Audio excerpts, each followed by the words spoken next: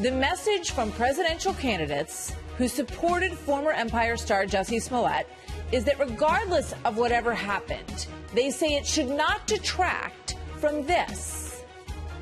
We know in America that bigoted and biased attacks are on the rise in a serious way. Kamala Harris agrees. She wrote this: "We must speak the truth. Hate crimes are on the rise in America. Just last year, the FBI released statistics that revealed a 17% increase in the number of hate crimes in America.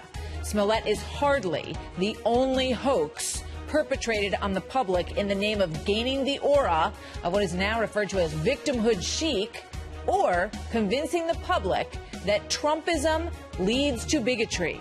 Here are just a few of the examples of similar acts since President Trump was elected. Indiana, Hitler references and gay slurs spray painted on St. David's Episcopal Church right after the election. Trump backers were blamed, but it turned out that it was the organist at the church. He was a gay man who said that he was fearful about the outcome of the election and he wanted others to, quote, "be scared with me." In New York, 18-year-old Robby Soave shocked the city in 2016 with a terrible story about Trump supporters who had screamed at her on the subway and tried to rip off her hijab. 2 weeks later, she admitted she had made the whole thing up. And in Michigan, when graffiti saying KKK and leave N-word kept showing up over the course of a month at Eastern Michigan University, it turned out that it was coming from a former African-American student who had gone there. And, of course, the recent Covington High School boys, who Nathan Phillips claimed were attacking 4 black individuals on the plaza in Washington, D.C.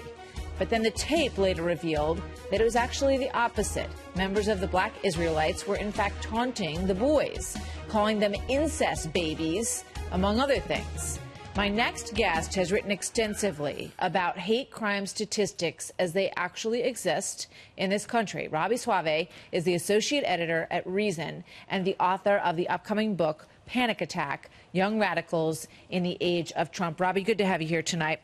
Thank you for having me. Good to be here. It's so important in these situations when there are these statements that are thrown out there as just sort of articles of faith that we drill down and we do take a look. What is actually going on in the country? Is it something to be concerned about? Is it epidemic? What have you found when it comes to hate crimes? Absolutely. If you look at the data that the federal government, specifically the FBI, compiles relating to hate crimes, you find that, while yes, it would appear that there was a slight increase from 2016 to 2017, actually many more police agencies submitted data in the latter year. So what looks like a rise could just be the fact that now we have more municipalities being counted. I went all the way back to 1996 and found actually the number of hate crimes total overall was higher than even what they counted today, with all the additional police offices submitting data. If you look like in the long term, you see kind of fluctuations year to year, but they don't really connect to anything. They're just, it happens to do with who's submitting data and how good a job they're doing.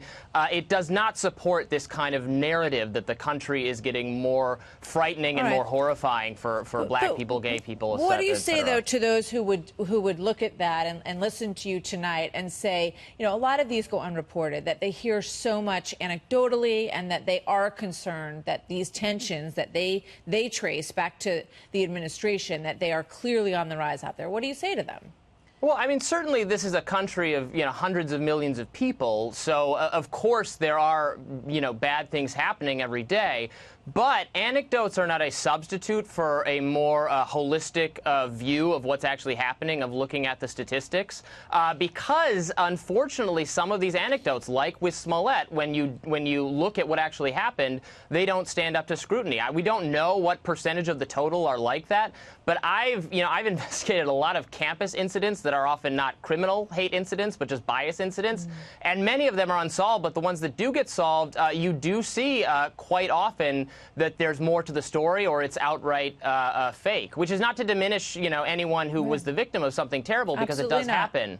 Absolutely not. One of the other things that you read when you look into these numbers and hate crimes and what people are saying about it is that anti-Semitism is on the rise in this country. And we remember, obviously, the horrible killing at the synagogue in Pittsburgh. What do your numbers tell you about that?